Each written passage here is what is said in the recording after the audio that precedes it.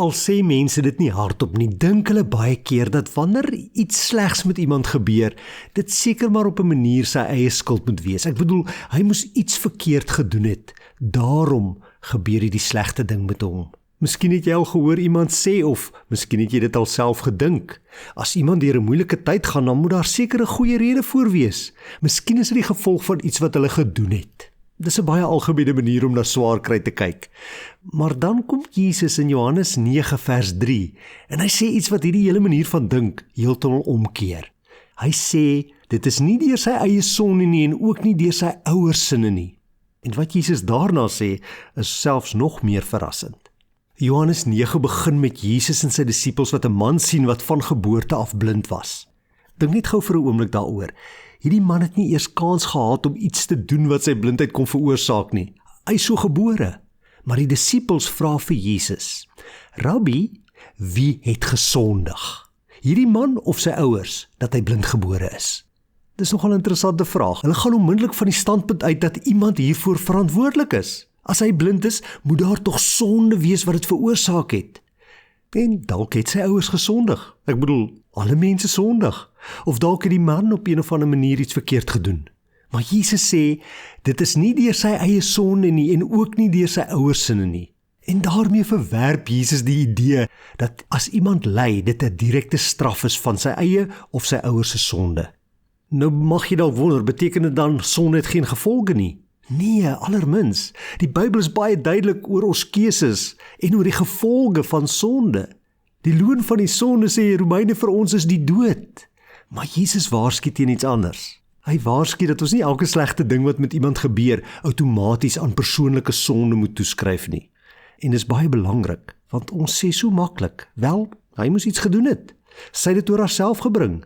Daar's seker iets wat sy verkeerd gedoen het. Maar hoe weet ons? Ons weet nie altyd nie.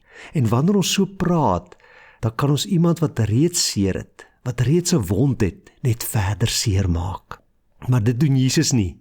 Hy kyk na 'n man wat ander mense dalk as 'n probleem of as 'n straf beskou het, en hy sien die mens raak. Iemand in wie God se werke sigbaar kan word, en Jesus sê, maar hy is blind sodat die werke wat God doen in hom gesien sal kan word. En nou beteken dit nie God was so wreedaardig dat hy hierdie man blind gemaak het vir sy lewe lank, sodat hy eendag kan wys dat hy hom kan gesond maak nie.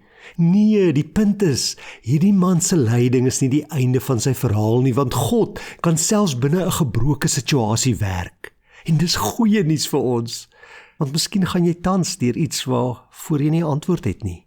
En miskien het iemand al vir jou laat voel, dis seker jou eie skuld.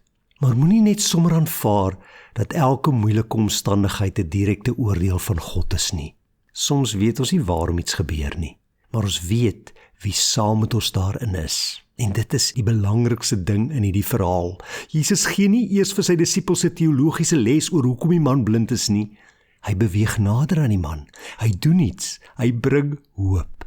En uiteindelik word hierdie man se lewe 'n getuienis van wat Jesus kan doen. So volgende keer wanneer iets slegs met iemand gebeur, wees versigtig om nie te sê, hulle het dit oor hulle self gebring nie. Wees versigtig om nie te oordeel nie.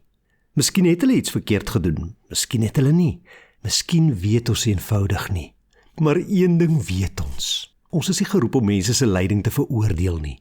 Ons is geroep om lief te hê. So wanneer ons iemand wat swaar kry sien, behoort ons eerste vraag nooit te wees, wie het gesondig nie, maar eerder, hoe kan ek God se liefde aan daardie persoon wys? Want dis wat Jesus in Johannes 9 vir ons wys. 'n Mens se pyn hoef nie die einde van die storie te wees nie.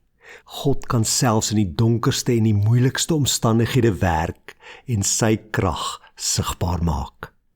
Dankie Hemelse Vader dat U 'n God van liefde is. Dankie dat U nie oordeel en veroordeel nie, maar dat U in liefde uitreik na elke mens in nood, wat swaar kry, wat seer het.